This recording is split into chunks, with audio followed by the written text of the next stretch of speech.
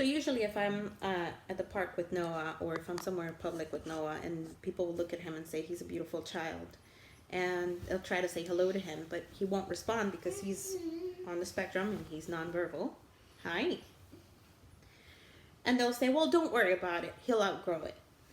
And that always really floors me, because it's kind of like saying, well, he has acne. Don't worry. He'll outgrow it. Or saying something like, well, don't worry. He'll outgrow it, like it's socks or clothes or something you outgrow. And it kind of made me want to make this video to clarify something.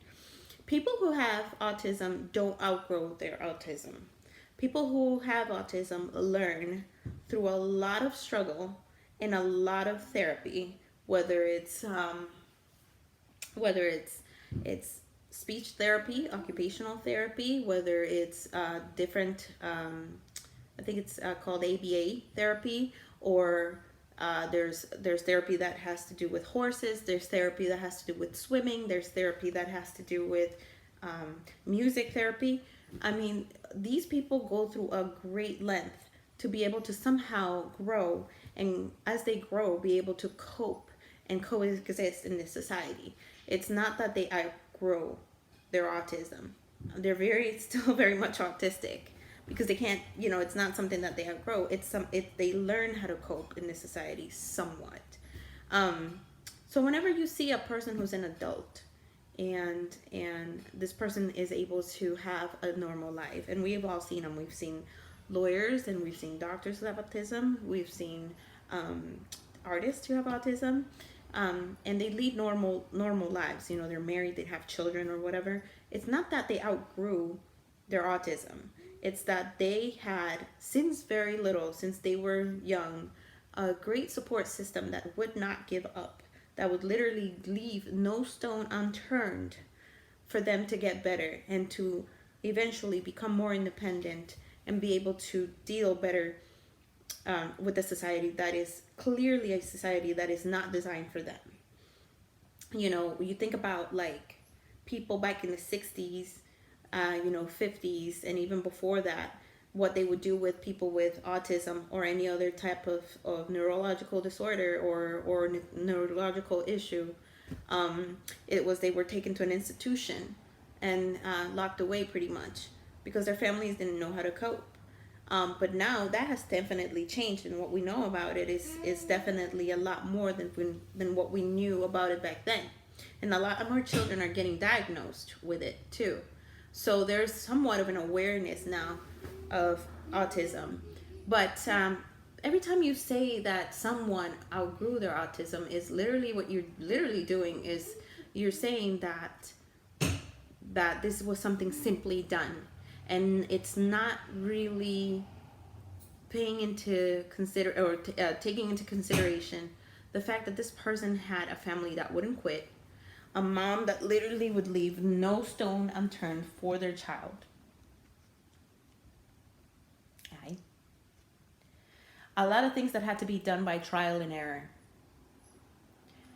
like dietary changes, like supplements, like being up to date with the newest therapies and the newest findings and the newest studies regarding of autism.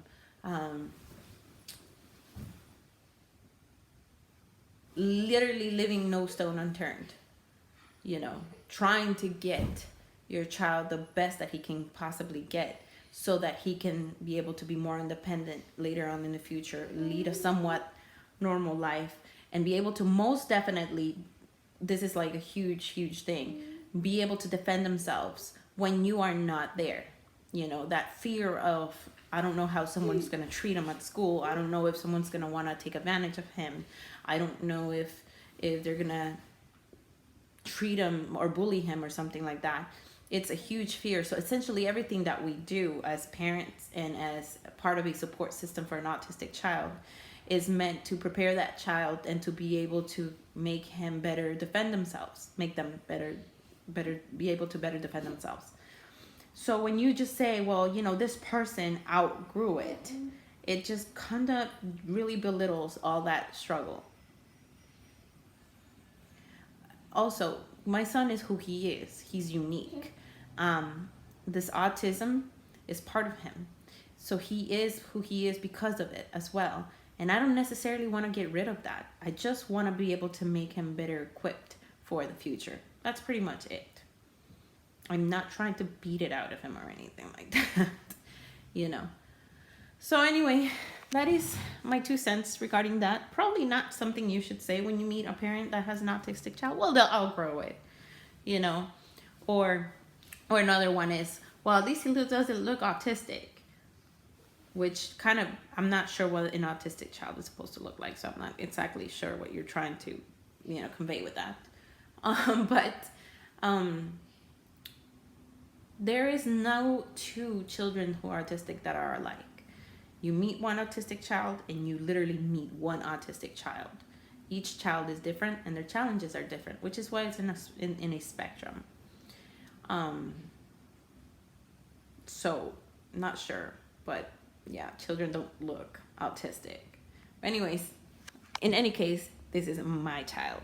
Baby. Noah. Noah. All right, guys. See you.